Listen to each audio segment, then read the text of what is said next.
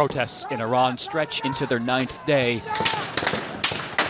and grow deadlier. Rights groups and state media claim protesters and security forces were killed, though they dispute how many died. A crater in currency, rolling blackouts, and water shortages in the capital, igniting anger. Iran's president admitted the regime is at fault and replaced the central bank governor.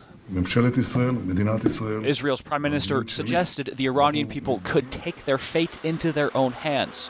If they start killing people like they have in the past, I think they're going to get hit very hard by the United States. American President Donald Trump repeated his threat that the U.S. could get involved.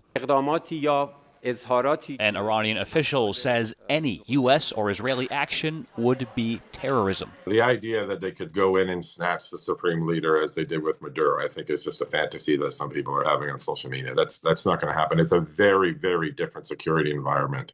A former Canadian charge d'affaires to the country tells Global News it falls to Iran's supreme leader, not the president, to address the underlying issues. It will take something more dramatic than tinkering around the edges. It would be some sort of an arrangement, perhaps, that reopens the Iranian economy, that gets some sanctions lifted, and then that comes right back to the nuclear program.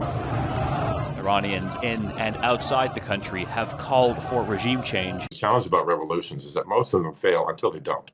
And a lot of times you don't really know when that moment is going to come. For now, Dennis Horak says the protests, with thousands, not millions of people on the streets like previous demonstrations, will likely proceed as others have, with more arrests and death while the regime remains.